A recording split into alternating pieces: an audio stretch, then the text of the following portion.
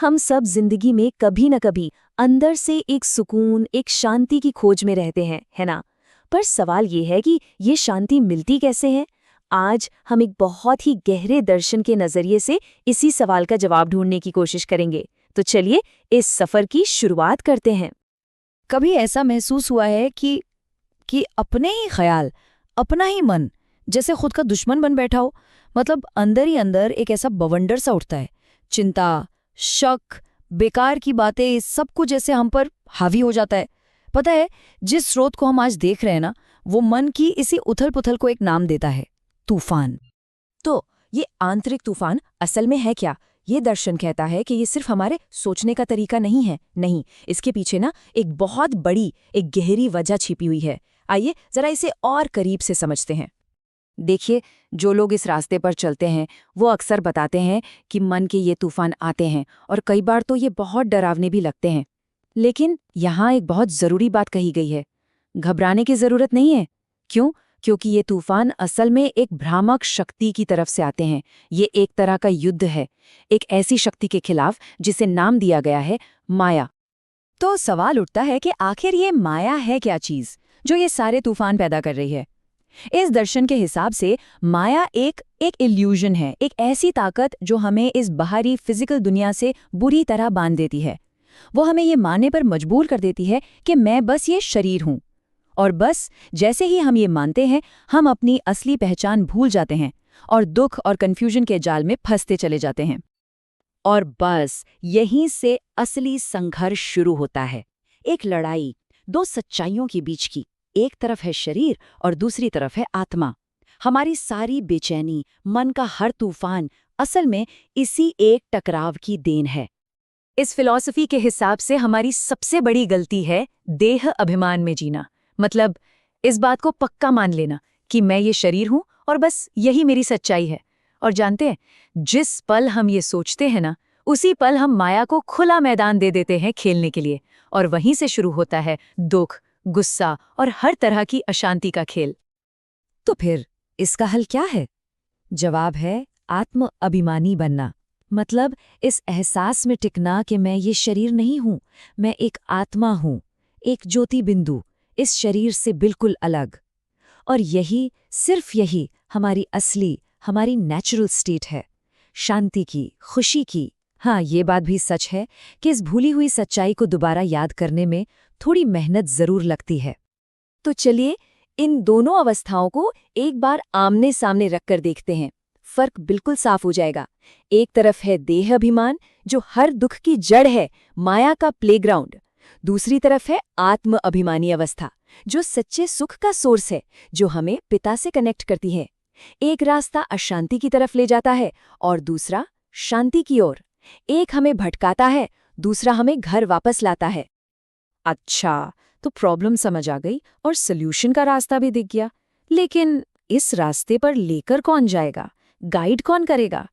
बस यहीं कहानी में एंट्री होती है एक बहुत ही खास गाइड की, एक निराकार शिक्षक की। और ये शिक्षक कोई आम इंसान नहीं है, उन्हें पिता या बाबा कहा जाता है। और सबसे अनोखी बात, वो निराकार हैं। मतलब उनका कोई शरीर नहीं है, वो सिर्फ प्रकाश का एक बिंदु है, एक रूहानी सत्ता। उन्हें ज्ञान का सागर भी कहा जाता है, जो हमें हमारी भूली हुई पहचान याद दिलाने आते हैं। तो वो सिखाते क्या है? उनका मकसद सिर्फ इस एक लाइन में छिपा है। वो कहते हैं, हे बच्चे, मैं तुमको राजाओं का राजा बनाने के लिए पढ़ाता हूँ। जरा सोचिए इस बात की गहराई को। ये कितना बड़ा वादा है, गम और दुखों की दुनिया से निकालकर रूहानी बादशाही तक पहुंचाने का वादा। इसीलिए इस ज्ञान के स्थान को एक ईश्वरीय विश्वविद्यालय भी कहते हैं। और इस यूनिवर्सिटी का सिलेबस क्या है?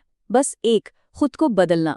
एक ऐसी हालत से बाहर आना जहां माया के आगे एक भिखारी जैसी हालत हो जाती है, और उस अवस्था को फिर से पाना जहां हम अपनी रूहानी दुनिया के राजकुमार हैं। तो अब सवाल ये उठता है कि ये भिखारी से राजकुमार बनने का सफर आखिर तय कैसे होगा? इसके लिए कहीं बाहर जाने की, कोई तीर्थ यात्रा करने की जरूरत नहीं है। नहीं, ये पूरी तरह से एक अंदर की यात्रा है, और इसका एक बहुत ही खूबसूरत नाम है। इस सफर को कहते हैं याद की यात्रा। इसका मतलब कहीं जाना नहीं है, बल्कि अपनी सोच को, अपनी चेतना को एक सही दिशा देना है।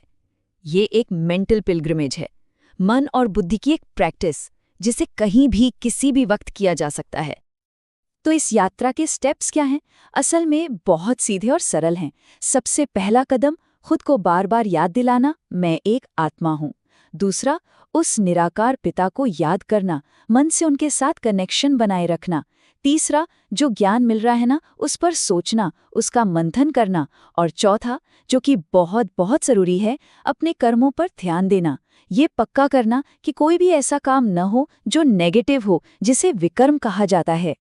और ये समझना ज़रूरी है कि ये याद सिर्फ दिमाग की कसरत नहीं है, इसका असली जादू तो दिल से है। श्रोत में एक बहुत प्यारी बात कही गई है, तुम दिल से बाबा बाबा कहो तो खुशी में रोमांच खड़े हो जाएंगे। मतलब वो एक ऐसी गहरी खुशी का एहसास जो सिर्फ उस सच्चे दिल के कनेक्शन से ही मिल सकता है। तो इस सारी मेहनत का, इस याद की यात्रा का आखिरी नतीजा क्या है? मतलब मंजिल क्या है? आखिर में मिलता क्या है? चलिए अब इस सफर की डेस्टिनेशन पर एक नजर डालते हैं। और ये मंजिल कोई छोटी मोटी नहीं है। यहाँ वादा सिर्फ दुखों से मुक्ति का नहीं है, बल्कि एक ऐसी परमानेंट सच्ची खुशी पाने का है। ये माया के असर पर पूरी तरह जीत पाने का वादा है, उन अंदर के तूफानों से हमेशा के लिए आज़ादी और अपनी असली यानी उस राजकुमार वाली अवस्था में लौट आने का वादा। इंसान के लिए जो सबसे ऊंची अवस्था हो सकती है, उसे पाने का वादा। और आखिर में ये स्रोत एक बहुत ही सुंदर, एक बहुत गहरा लक्ष्य सामने रखता है। ये सिर्फ एक बात नहीं है, ये एक तरह की चुनौती है। अपने चेहरे को ऐसा चलता फिरता म्यूजियम बनाओ जिसमें बाप बिंदु दिखाई दे। इसका मतलब क्या है? मतलब इस ज्ञान को इतना अपनी जिंदगी में उतार लिया जाए कि किसी के चेहरे और चलन को देखकर ही उस निराकार पिता की याद आ जाए। और ये हमें एक बहुत बड़े सवाल के साथ छोड़ जाता है कि क्या हमारी अंदर की स्थिति, हमारी आंतरिक अवस्था इतनी पावरफुल हो सकती है कि वो हमारे चेहरे पर झलकने लगे?